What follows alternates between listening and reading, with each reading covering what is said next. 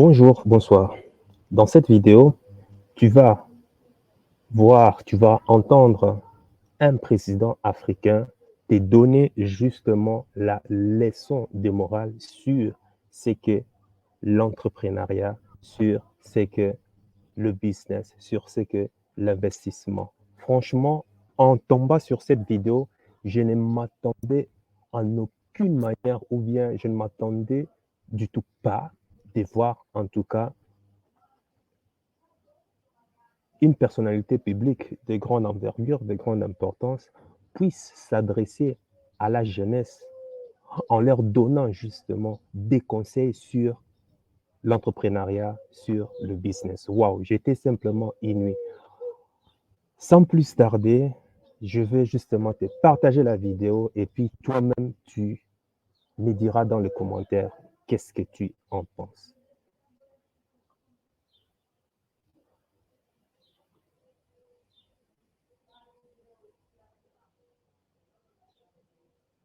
Mon propos en remerciant Dieu Tout-Puissant qui nous a permis donc de nous retrouver ici en bonne santé ce matin pour célébrer donc la Journée internationale de la jeunesse.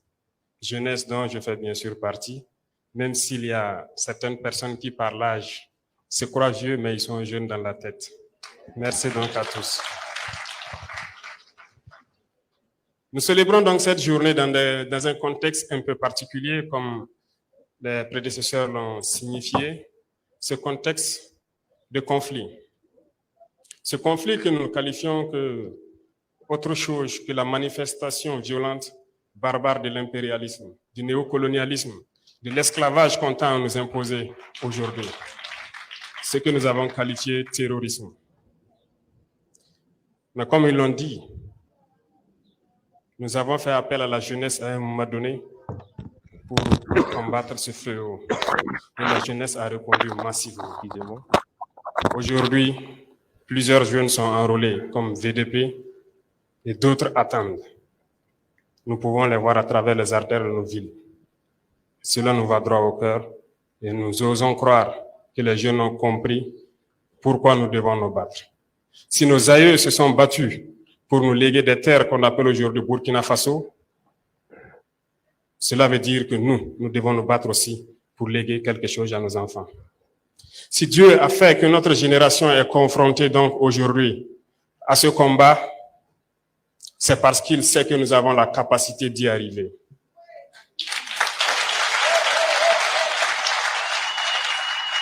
Et je sais compter sur tous pour qu'on y arrive.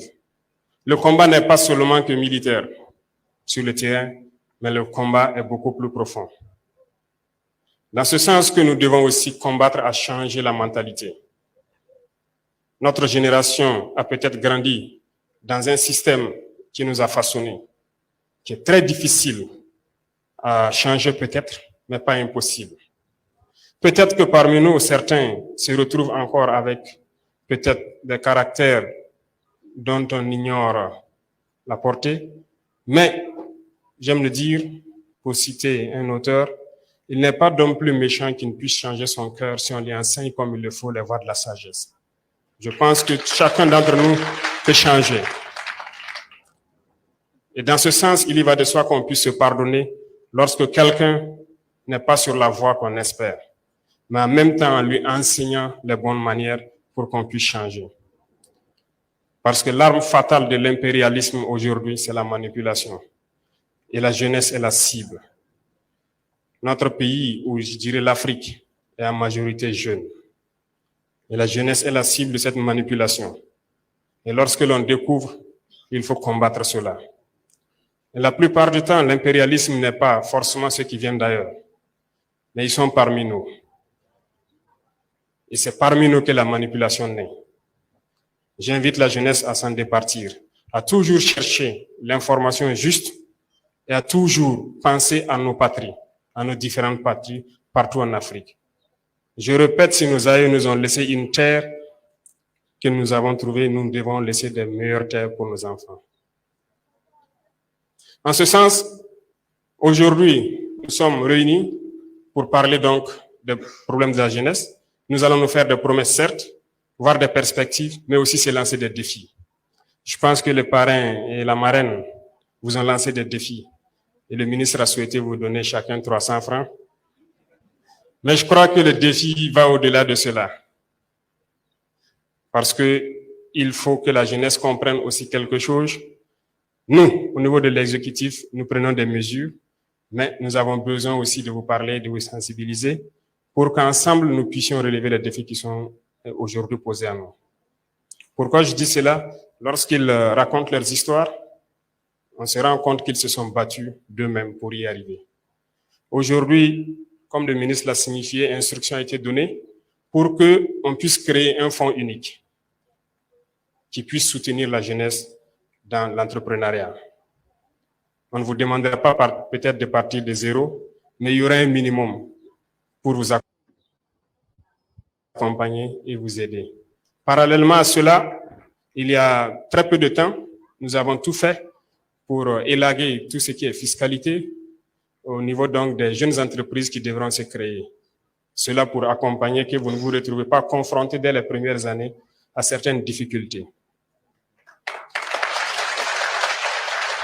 En plus de tout ça, je pense, comme il l'a annoncé, nous pensons beaucoup à la formation professionnelle. Et c'est l'une des réformes majeures donc, de ce département. Et je pense qu'au passage à l'université, on l'avait bien fait savoir, il ne s'agit pas aujourd'hui de bosser, d'avoir un diplôme et de chercher à être employé. Il s'agit aussi d'apprendre des métiers et de pouvoir exercer. Voilà. Donc, nous cherchons aujourd'hui à réorienter une bonne partie de la jeunesse vers l'emploi professionnel. Ce qui va sans dire que nous devrons construire beaucoup de centres de promotion donc, de l'enseignement professionnel et pouvoir apprendre beaucoup de métiers aux jeunes parce que ici nous regorgeons de beaucoup de ressources.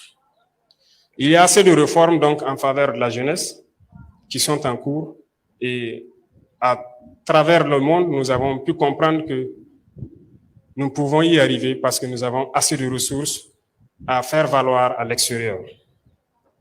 Nous nous sommes centrés, par exemple, sur l'agriculture actuellement, qui est très important pour nous.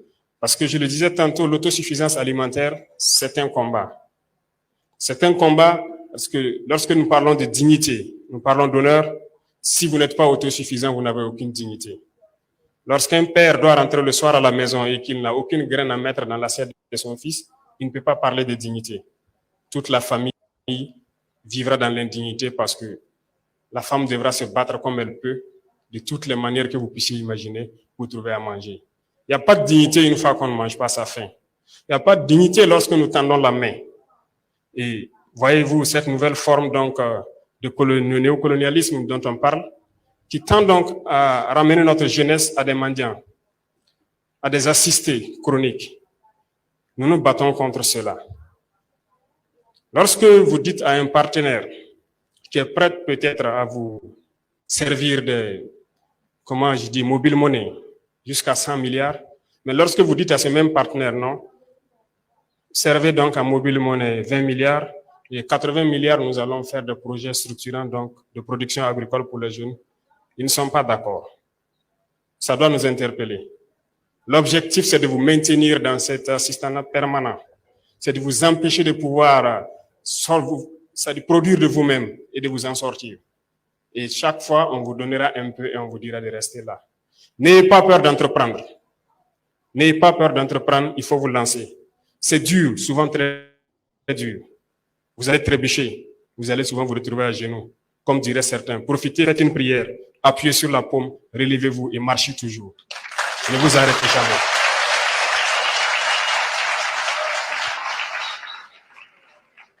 Et même ceux qui ont de l'emploi quelque part, ne vous en tenez pas seulement à votre emploi.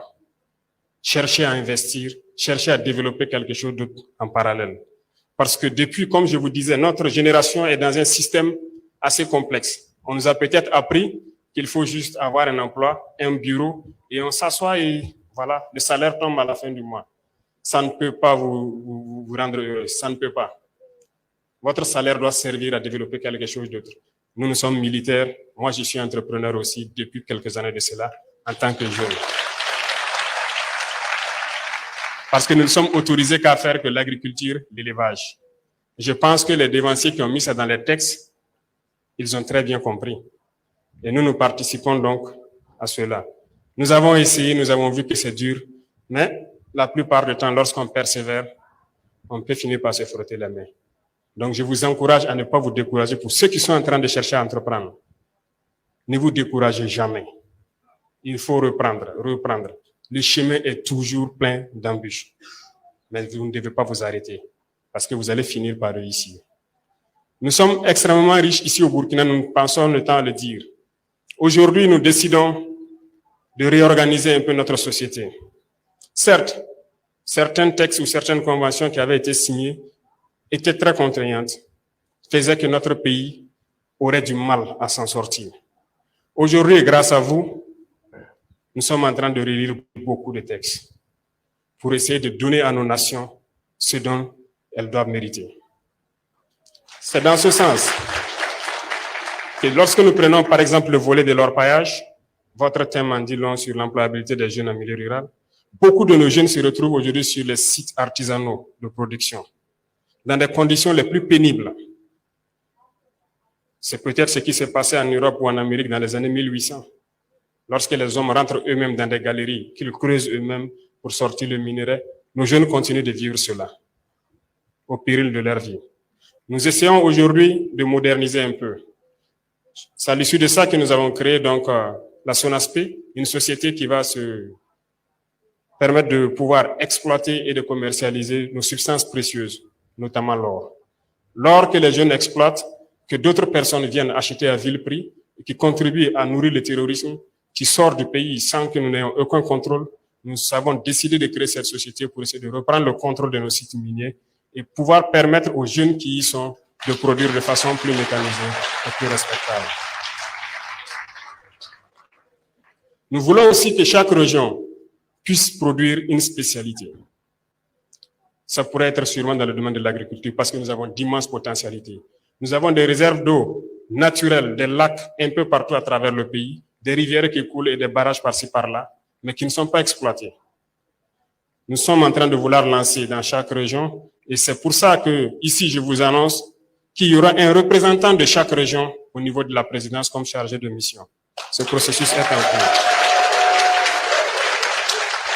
Ces gens donc devront prendre les préoccupations de la jeunesse et surtout aussi des femmes qui se battent jour et nuit pour que nous puissions agir de façon progressive là où nous devons agir.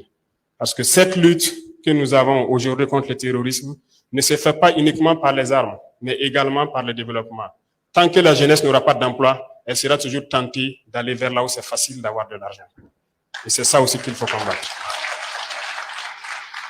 Nous avons déjà identifié beaucoup de pôles et que nous allons très bientôt à la sortie de la saison fortifier à travers l'initiative présidentielle, mais aussi à travers le ministère de l'Agriculture, qui a une très bonne base de données et que nous avons donné une mission spéciale pour qu'on puisse atteindre l'autosuffisance alimentaire. Au sein de chaque région, donc, nous allons valoriser ces points d'eau et ces réserves que nous avons et nous allons accompagner autant que possible les jeunes. Donc, c'est inviter tout le monde à se mettre au travail et à pouvoir redonner donc un autre visage à notre pays. Il y a beaucoup d'autres chantiers en cours et nous ne pourrons pas tout détailler ici. Je pense qu'au fur et à mesure, le ministère va se mettre à l'œuvre pour pouvoir, à travers le Conseil national des jeunes et à travers donc ce complexe que vous allez bâtir, je suppose que ça sera donc l'incubateur majeur qui pourra permettre de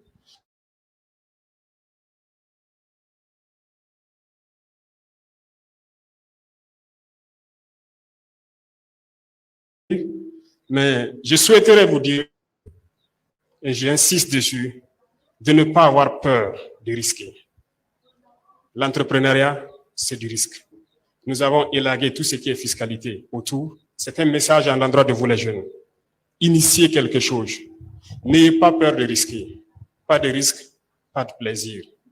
Risquez, lancez-vous. On vous accompagnera autant qu'on peut. Et pour ceux qui se battent actuellement, nous essayons de faire le maximum possible pour donner tout ce dont ils ont besoin.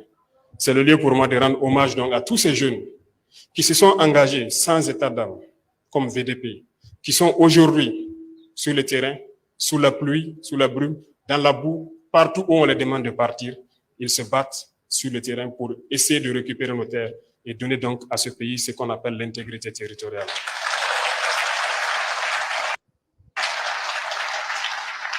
Et chacun à son niveau doit donc pouvoir aussi défendre la Kalachnikov, prendre autre chose pour participer au développement de cette patrie. Et ça, nous ne comptons que sur vous les jeunes. Je disais tout de suite donc aux parrains et à la marraine que j'allais forcer la main à ces grands opérateurs économiques du pays, et je pense que certains sont là. Donc apprêtez-vous, on va vous forcer la main pour créer des initiatives donc pour les jeunes. Nous avons donc lancé l'APEC dans ce sens-là pour permettre de créer ce qu'on appelle nos entreprises que nous voulons mettre sur place. Parce que nous le disons, c'est inconcevable que nous puissions ici produire de la tomate et que nous importons de la pâte de tomate. C'est absurde que nous avons tous les produits oléagineux ici et que nous ne puissions pas les transformer.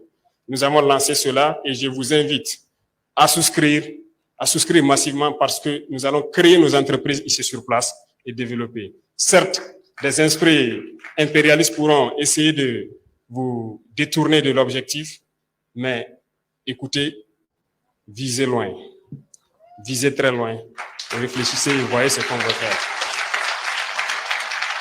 Merci donc à tous ces jeunes qui sont déplacés à travers l'Afrique pour venir soutenir leurs frères et leurs camarades du Burkina Faso. Nous vous disons merci, nous vous souhaitons de passer un très bon séjour au Burkina Faso et souhaitons que vous puissiez retourner en paix et aussi lancer le message à l'endroit de toute la jeunesse africaine. Parce que le combat que nous menons, ce n'est pas uniquement pour le Burkina Faso, mais c'est un combat pour toute l'Afrique. Il est temps qu'on se réveille et que nous ne soyons plus amenés à traverser l'océan, à mourir pour aller chercher l'Eldorado tant vanté. On peut le créer ici. Mettez-vous au travail et je pense que c'est possible. Donc, merci d'être venu nous accompagner dans ces moments donc, de partage et de réflexion. Sur ce, je voudrais vous dire donc, restez en veille parce que le combat qui a commencé sera long, dur, mais ce n'est pas impossible parce que nous croyons que bientôt nous allons y arriver. Merci beaucoup à vous. La patrie ou la mort. Merci, camarades. Waouh, waouh, waouh, waouh, waouh. Incroyable comme message. Il s'agit du président Ibrahima Traoré, le président de Burkina Faso. Donc, au-delà de tous ces contextes politiques, géopolitiques, qui justement voilà, met le Burkina Faso actuellement dans une posture un peu pas trop encourageante. On sait tout ça, lorsque un homme se soulève pour pouvoir défendre, pour pouvoir travailler pour les intérêts de la patrie, les intérêts du peuple, ben, l'Occident ne voit pas ça du bon œil. Alors, l'Occident veut, dans son contexte de démocratie, d'après leur jargon, qu'il y ait toujours au pouvoir, toujours des larbins qui ne vont pas travailler non pas pour le peuple, mais qui vont travailler pour servir les intérêts des Occidentaux, à l'occurrence de ces entreprises qui profitent des richesses minières. Mais bon, bref, ça c'est contexte géopolitique, donc je te conseille aussi de pouvoir aller suivre hein, ces messages sur YouTube. C'est vraiment incroyable. Donc, pour nous, business, pour nous, entrepreneurs, pour nous, investisseurs, eh ben, que dire d'autre? Ce qui est sûr, le président Ibrahima Traoré aime beaucoup son peuple. J'aurais bien aimé voir ça avec le président Emmanuel Macron. J'aurais bien aimé voir ça avec le Premier ministre, le gouvernement en Belgique. J'aurais bien aimé voir ça dans d'autres pays africains. Malheureusement, ce n'est pas le cas. Des personnes aussi sont toujours très, très rares. Qu'est-ce qu'on retiendra comme message? On retiendra comme message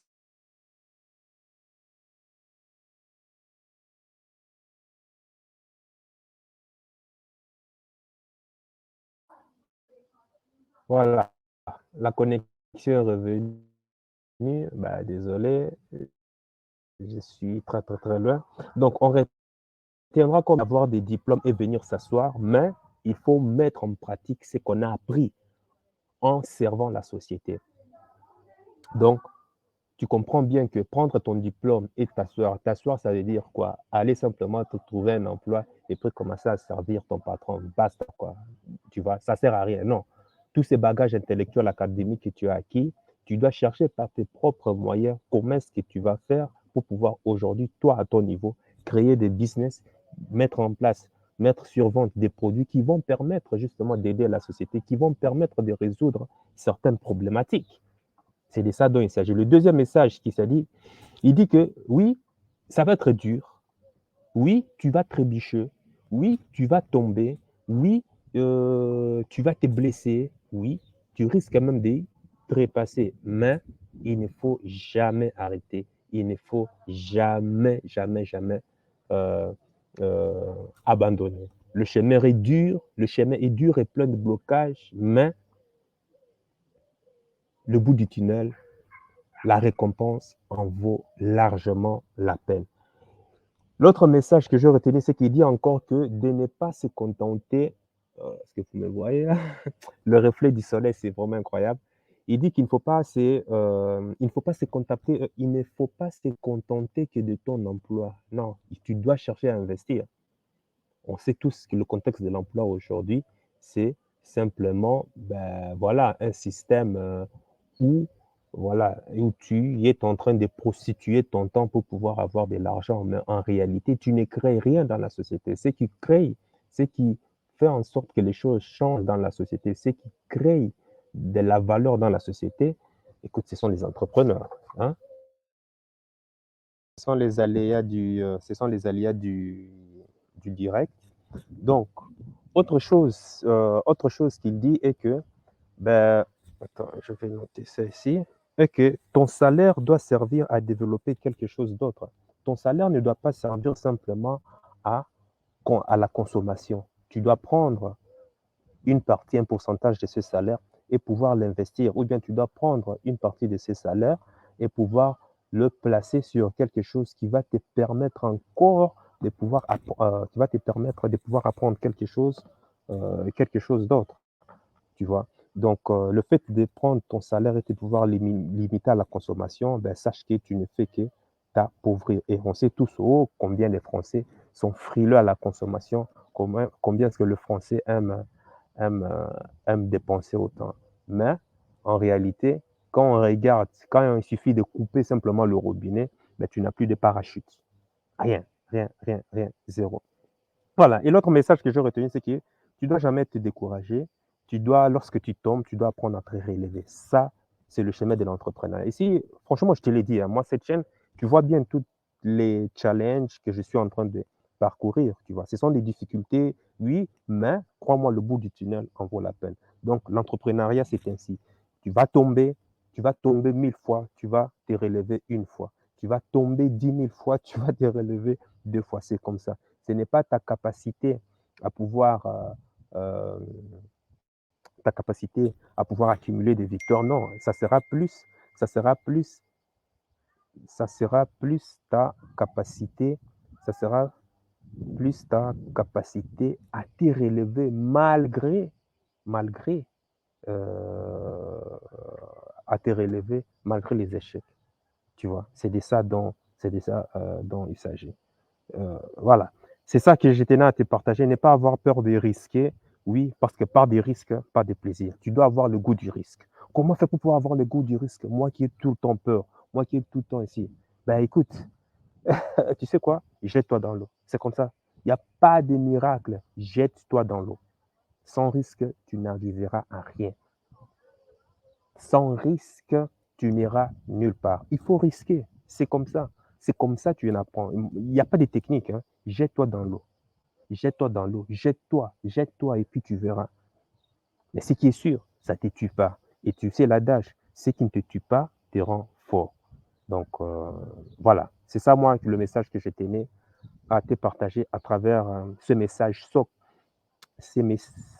choc du président burkinabé Ibrahim Traoré. Toi, de ces messages, je voudrais aussi que tu me mettes dans le commentaire qu'est-ce que tu as pu encore en retenir comme leçon de morale. En tout cas, c'est que sur moi, en tout cas, il aime bien son peuple. Il aime très, très bien son peuple. J'aurais bien aimé voir Emmanuel Macron, le président Emmanuel Macron, C'est